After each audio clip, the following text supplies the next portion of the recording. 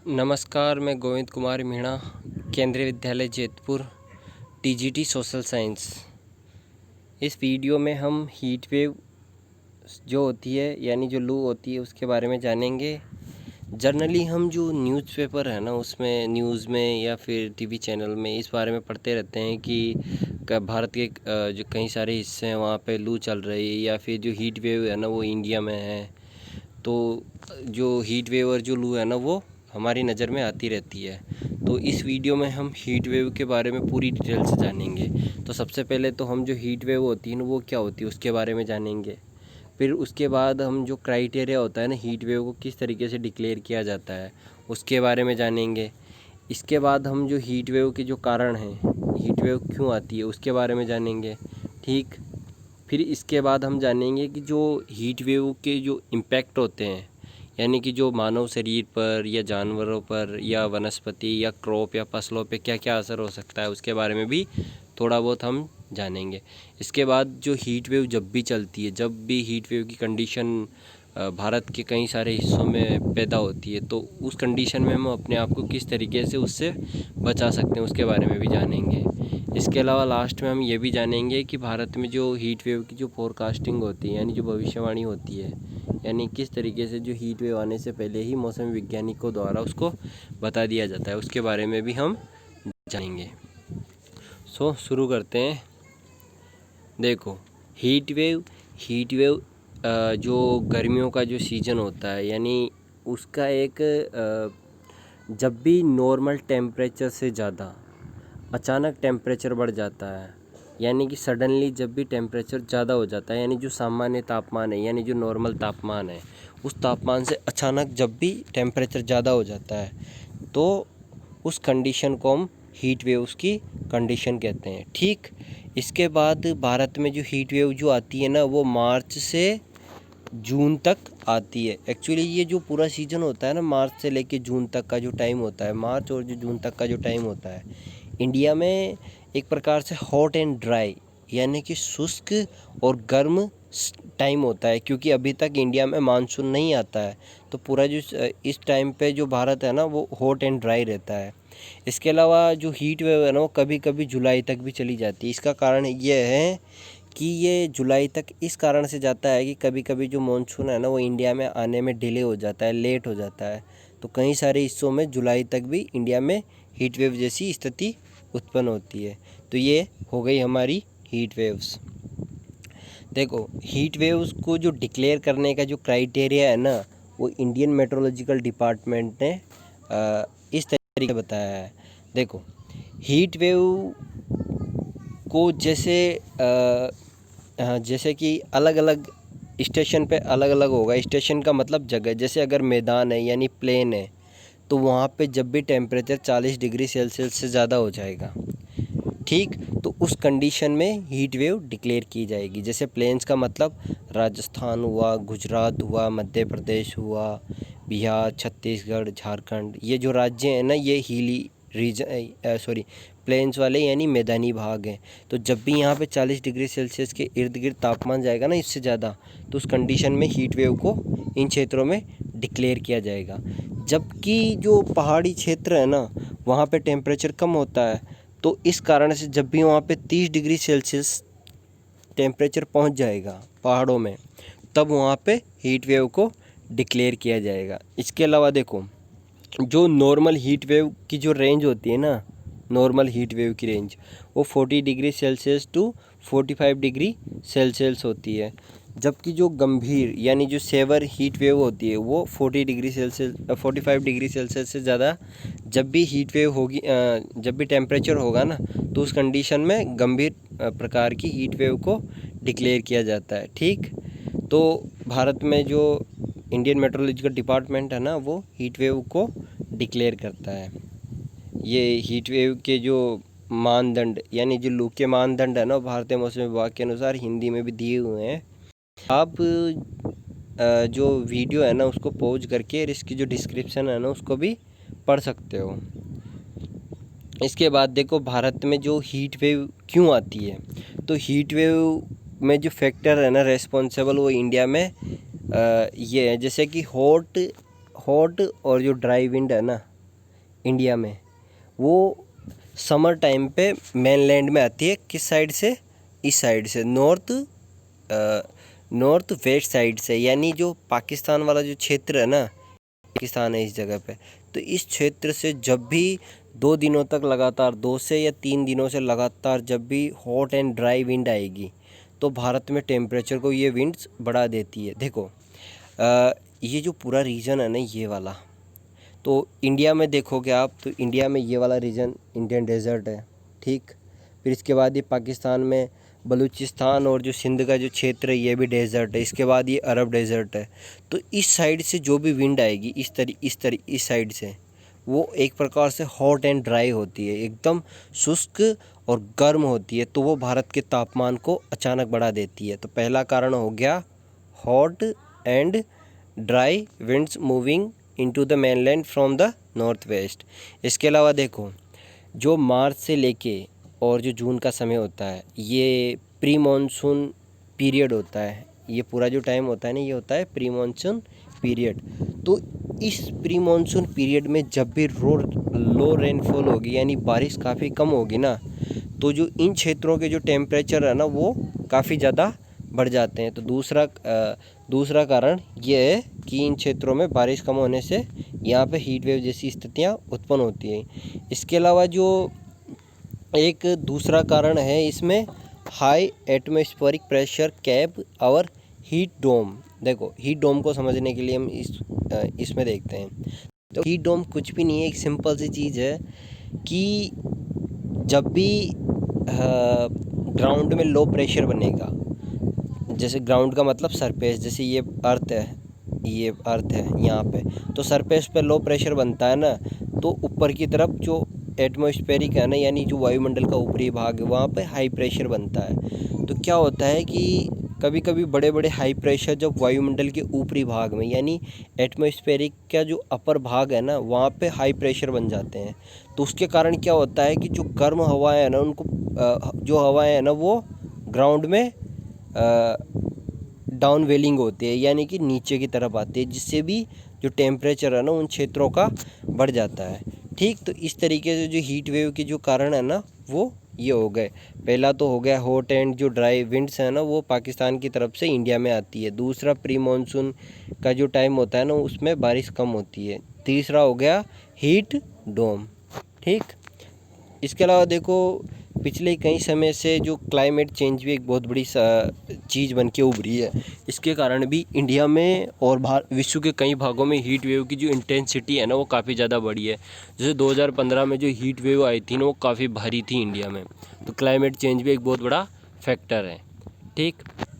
देखो, जो heat wave से जो अफेक्टेड एरिया है ना इंडिया में, लगभग पूरा एरिया है। देखो, पर सिर्फ जो कोस्टल रीजन है ना, जैसे गुजरात में कोस्टल रीजन हुआ, महाराष्ट्र का कोस्टल रीजन हुआ, या फिर कर्नाटक का कोस्टल, ये जो कोस्टल रीजन है ना, इन्हीं में मतलब जो हीट वेव की जो कंडीशन है ना, वो पैदा नहीं होती है, यानी हीट वेव यानी जो लू है ना, वो नहीं आती है। इसके अलावा देखो आप, इस साइड से जो ड्राई विंड्स आती है ना, उससे लगभग पूरा जो रीजन में हीट वेव जैसी स्थितियाँ उत्पन्न होती है। इसके बाद देखो, जो हीट वेव के इम्पैक्ट क्या क्या होते हैं हमारी बॉडीज़ में, तो हम देखेंगे कि जब भी हीट वेव टेम्परेचर ज़्यादा होने लगता है ना, तो हीट क्रैम्प्स आते हैं, यानी हमारी बॉडी में खिंचाव जैसी स्थितियाँ उत्पन्न हो जाती हैं। क्योंकि क्या होता है कि जो हीट वेव है ना, जो लू है ना, उसके कारण हमारे शरीर में जो पानी की कमी होती है, सबसे पहले तो डिहाइड्रेशन होता है। तो इससे क्या है, हमारी बॉडी जो हमारा जो शरीर है ना, उसमें कई सारी समस्याएं पैदा होना शुरू हो जाती है। तो जैसे गर्मी होने से ऐंठन आती है, हीट क्रैम्प्स आते हैं। इसके अलावा गर्मी से हमें थकान होती है, यानी एग्जॉस्टेशन होता है। इसके अलावा देखो, लू लगने से हीट स्ट्रोक जैसी स्थिति उत्पन्न हो जाती है और व्यक्ति की मौत तक भी हो जाती है। ये जो मौत होती है ना, इसको हम बोलते हैं हाइपरथर्मिया से होने वाली मौत। तो इस तरीके से, इसके अलावा देखो, जब भी हीट वेव इंटेंसिफाई होगी, जब भी वो तेज़ होगी ना, तो उससे मानव शरीर पे असर नहीं पड़ता। जो दूसरे पशु जो जानवर होते हैं उनमें भी असर होता है, और जो पेड़ पौधे और जो वनस्पतियाँ और जो फसलें होती है ना, वो भी काफ़ी तरीके से इम्पैक्ट होता है। तो हीट वेव के काफ़ी ख़तरनाक इम्पैक्ट होते हैं, किसमें? वनस्पतियों में और जीव जंतुओं में। ठीक, तो ये हीट वेव के इम्पैक्ट हो गए। इसके बाद देखो हीट वेव से हम अपने आप को कैसे बचा सकते हैं। तो देखो जनरली जब भी हीट वेव यानी जब भी लू जैसी स्थिति उत्पन्न होती है तो इस स्थिति में हमें ज़्यादा से ज़्यादा पानी पीना है, ताकि जो हमारा जो शरीर है ना वो डिहाइड्रेशन में ना जाए, यानी हमारे शरीर में पानी की कमी ना हो। इसके अलावा ज़्यादा से ज़्यादा फ्लूइड लेने हैं। कोशिश यही करनी है कि जब भी हीट वेव की स्थितियाँ उत्पन्न हो तो घर पे ही रहें, मतलब बाहर जाने से बचें। और कोशिश करें कि जो कूल डाउन यानी जो ठंडी जगह है ना वहाँ पे अपने आप को रखें।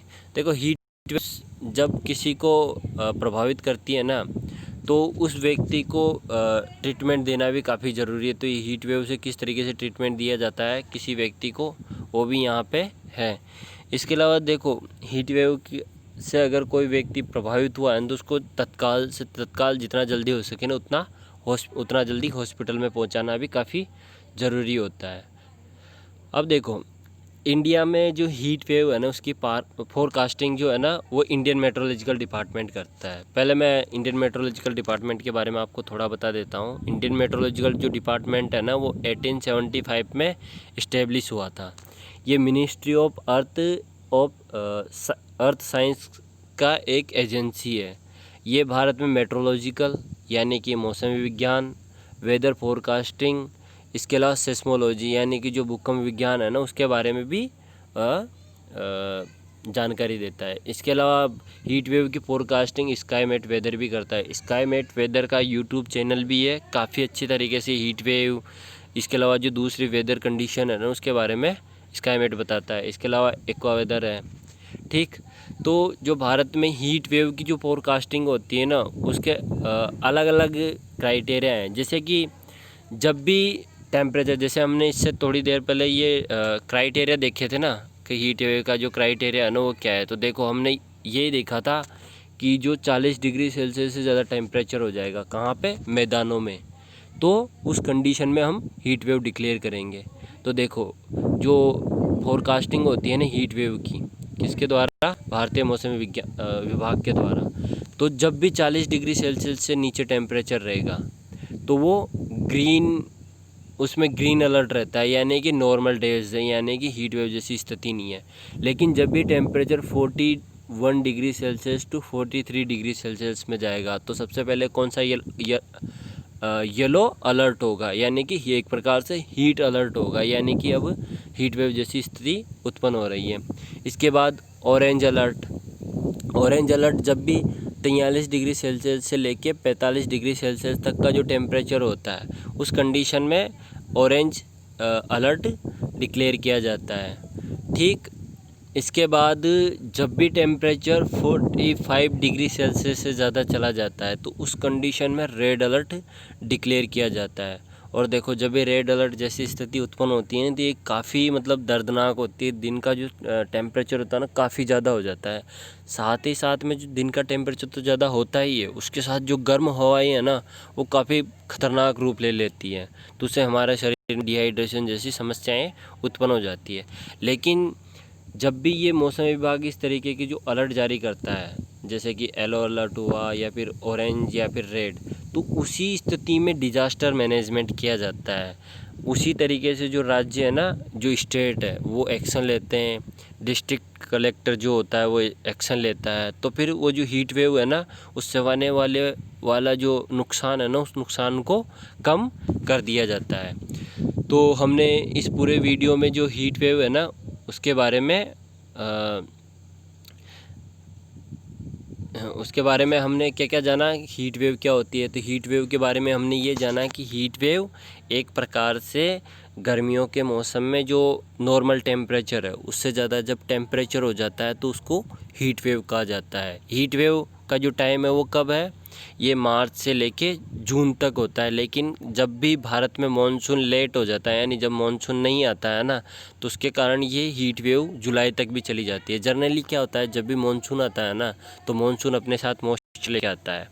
अब मॉइस्चर जब एयर में रहेगा, यानी वायु में जब मॉइस्चर रहेगा ना, तो हीट वेव हमें प्रभावित नहीं कर सकती। उससे टेम्परेचर भी, मानसून से टेम्परेचर भी कम हो जाते हैं। इसके अलावा हमने क्राइटेरिया जाने, जो क्राइटेरिया है ना उसमें हमने ये जाना कि जो जब भी 40 डिग्री सेल्सियस से ज़्यादा तापमान प्लेन्स यानी जो मैदान है ना उसमें ज़्यादा हो जाएगा तो हीट वेव की स्थितियाँ हो जाएगी।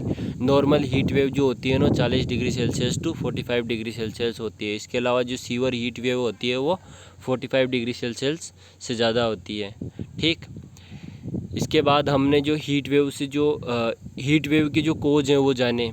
तो हीट वेव की कोज में देखो हमने यही देखा कि जब भी भारत में पाकिस्तान की तरफ से जो विंड आती है हॉट एंड ड्राई, उसके कारण हीट वेव आती है। प्री मानसून जो रेनफॉल होती है वो कम होती है तो उसके कारण भी हीट वेव जैसी स्थितियाँ इंडिया में उत्पन्न होती है। इसके अलावा हमने जो हीट डोम के बारे में भी जाना कि ये भी हीट वेव का एक कारण है। इसके बाद लास्ट में हमने जो क्लाइमेट चेंज है ना उसके भी बारे में हमने जाना कि हीट वेव में काफ़ी हद तक जो क्लाइमेट चेंज है ना वो भी एक बहुत बड़ा कारण है। ठीक, इसके अलावा जो इम्पैक्ट ऑफ हीट वेव से जो मानव शरीर में और जो फसलों में जो नुकसान होता है उसके बारे में भी हमने डिस्कस किया। और फिर हमने हीट वेव से अपने आप को कैसे बचाया जा सकता है उसके बारे में भी हमने जाना। लास्ट में हमने जो हीट वेव की जो फोरकास्टिंग होती है, किस तरीके से इंडिया में हीट वेव को फोरकास्ट किया जाता है। तो इंडिया में जो हीट वेव है ना उसको फोरकास्ट कौन करता है? Indian meteorological department, IMD। ये IMD की वेबसाइट है mosam.imd.in। इस वेबसाइट को आप ओपन करके और भारत में मौसम से संबंधित सभी जानकारियाँ प्राप्त कर सकते हैं। ये देखिए यहाँ पे आप सभी प्रकार की मौसम जानकारी आपको मिल जाएगी।